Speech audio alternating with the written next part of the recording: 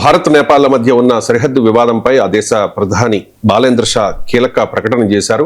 భారత్ భూభాగాల్ని నేపాల్ ఆక్రమించుకుంది అని చెప్పి ఆ దేశ పార్లమెంట్ లోనే చెప్పారు.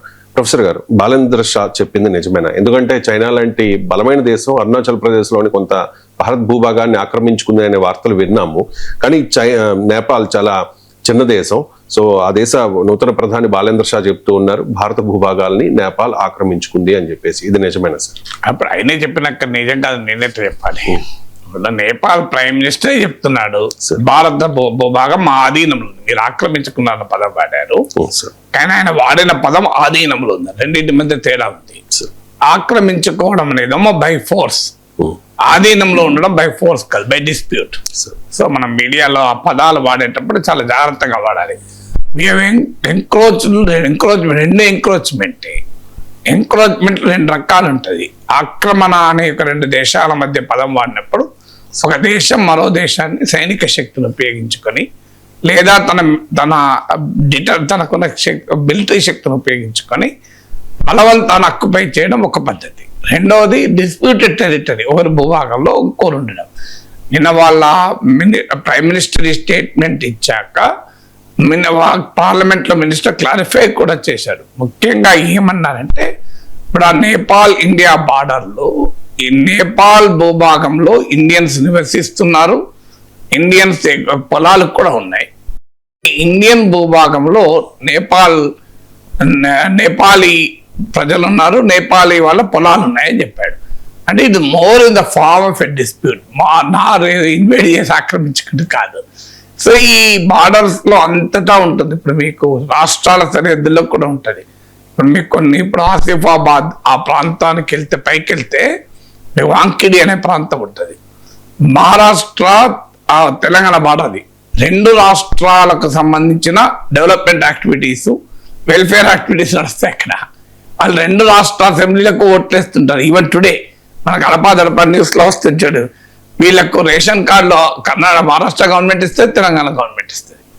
సో అందువల్ల వాళ్ళు డబుల్ జమాకా ఉంటుంది. సో ఇలా సరిహద్దు గ్రామాల్లో మీకు ఈ విచిత్ర పరిస్థితి ఉంటుంది.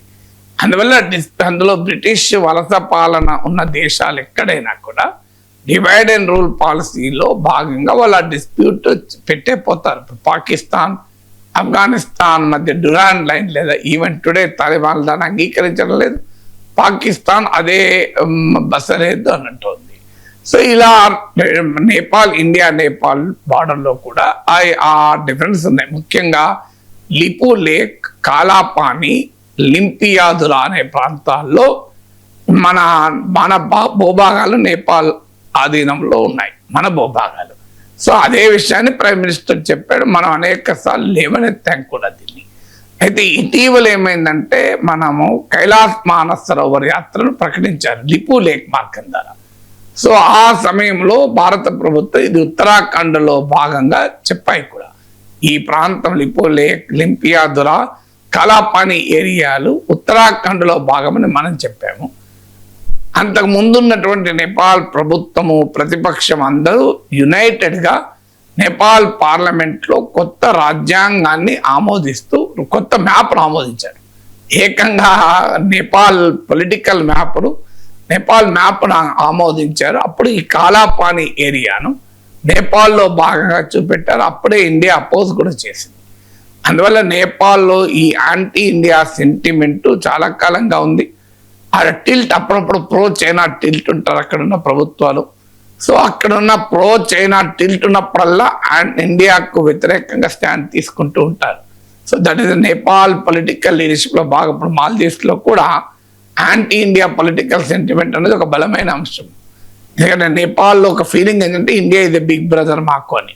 ఇప్పుడు మన దగ్గర అమెరికన్ సామ్రాజ్యవాదం నశించాలని గోడల మీద రాస్తుంటారు. ఇప్పుడు తగ్గిపోయాయి కానీ ఒకప్పుడు అక్కడ భారత సామ్రాజ్యవాదం, ఇండియన్ ఇంపీరియల్ రూల్ అంటారు. మనం ఏదో సామ్రాజ్యవాదం అని మా దేశాలు ఆక్రమించుకున్నట్టుగా ఫీల్ అవుతారు ఒక సెక్షన్. అదేంటంటే అక్కడ పాలిటిక్స్ కొరకు భారత్కు వ్యతిరేకంగా రౌజ్ చేస్తే ఓట్లు పడతాయని. ఈ సరిహద్దు దేశాలన్నింటిలో ఈ దారుణం ఉంది. ఇప్పుడు మన దగ్గర కూడా ఎలాగైతే ఎలక్షన్స్ వచ్చినప్పుడు పాకిస్తాన్కు వ్యతిరేకంగా, చైనాకు వ్యతిరేకంగా, బంగ్లాదేశ్కు వ్యతిరేకంగా నాయకులు మాట్లాడుతుంటారు చూడు, అలాగే అక్కడ ఇండియాకు వ్యతిరేకంగా మాట్లాడే అలవాటు. కానీ ఇప్పుడు కొత్తగా వచ్చిన ప్రభుత్వం ఆర్ఎస్పి ప్రభుత్వం బలేంద్ర షా నాయకత్వంలో వీళ్ళు చాలా ఒక రకంగా సాహసోపేతమైన statement. It is strange, it may look strange for you అని చెప్పాడు. ఇంకా సో ఇది వాస్తవం, కానీ రియాలిటీ అది అంటాడు. అంటే మన నేపాల్ భూభాగంలో భారతదేశీయులు నివసిస్తున్నారు, వాళ్ళ పొలాలు ఉన్నాయి. భారత భూభాగంలో కూడా నేపాలీ ప్రజలు ఉన్నారు, నేపాలీ వాళ్ళ పొలాలు ఉన్నాయి అన్నారు. దీన్ని విలేజెస్ ఎక్స్చేంజ్ చేసుకోవడము, ఆ డిస్ప్యూట్ సెటిల్ చేసుకోవడం అది అంత ఈజీ కాదు. ఎందుకంటే ఎమోషనల్ అంశాలు ఉంటాయి. ఇండియాకు బంగ్లాదేశ్కు మధ్య ఈవెన్ బంగ్లాదేశ్ ఏర్పడిన తర్వాత కూడా కొన్ని ఏరియాలను ఎక్స్చేంజ్ చేసుకున్నాం. మన ఏరియా వాళ్ళకి ఇచ్చాం, వాళ్ళ ఏరియా మనం తీసుకున్న లాజిస్టిక్స్ కొరకు. కానీ అది హ్యూమన్ హ్యాబిటేషన్స్ ఉన్న ఏరియాలు కావాలి. హ్యూమన్ హ్యాబిటేషన్స్ ఉన్న ఏరియాల దగ్గరే ప్రాబ్లం వస్తుంది. హ్యూమన్ హ్యాబిటేషన్ లేకపోతే లాజిస్టిక్స్ కొరకు అలా దేశాలు అగ్రిమెంట్ కూడా చేసుకున్నాయి. ఇండియా బంగ్లాదేశ్ దగ్గర ఆ హిస్టారికల్ అగ్రిమెంట్ కూడా ఉంది. సో అందువల్ల ఇది మొదటి నుంచి ఉన్న కాంట్రవర్సీ. ఇది ఈ మధ్య కాలంలో అక్కడ గతంలో ఉన్న ప్రభుత్వానికి మన దేశంలో అధికారంలో ఉన్న బీజేపీకి మధ్య రిలేషన్స్ సరిగా లేకుండా, అసలు నేపాల్లో ప్రొటెస్ట్ల వెనకాల మదేశీ తిరుగుబాటు వెనకాల కూడా మోడీ బీజేపీ ఉంది అని వాళ్ళ అనుమానాలకు కూడా వ్యక్తం చేశారు.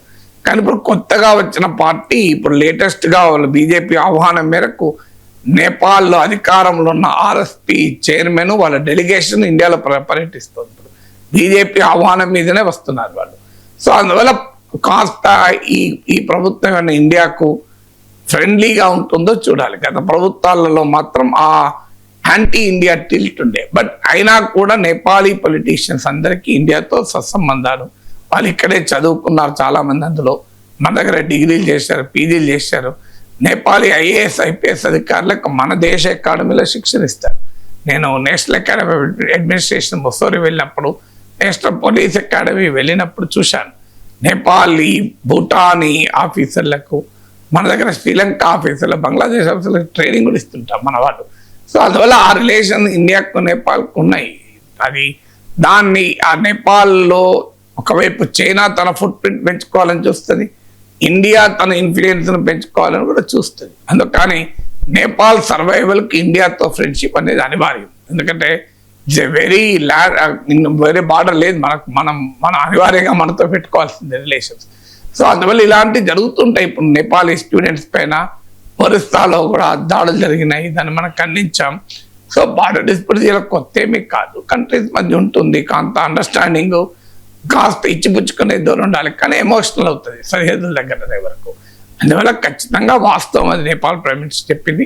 కాలాపాని ఏరియాలో లింపియాదురా కాలాపాని ఏరియాలో మన దేశ భూభాగాలు నేపాలీల ఆధీనంలో ఉన్న మాట నిజం. దాన్ని సామరస్యంగా పరిష్కరించుకునే ప్రయత్నం జరగాలి. ఎందుకంటే నేపాల్ వెరీ హెవీ మైగ్రేషన్ ఉన్న కంట్రీ. అందులో ఎక్కువ మంది మన ఇండియాలోనే ఉంటారు నేపాలీస్ మన ఇండియన్స్ ఒక రకంగా మన వాళ్ళుగానే మనం భావిస్తాం. వాళ్ళేమి ఆ వ్యతిరేకత మనకేం లేదు. ఐ థింక్ నేపాల్లో subject correction 7% of the Nepal population migrate అయిపోయారు. అంత పెద్ద మైగ్రేషన్ కంట్రీ అది. సో లెట్ us హోప్ ఈ కొత్త ప్రభుత్వం వచ్చాక ఇండియా నేపాల్ రిలేషన్స్ కొంత మెరుగవుతాయని.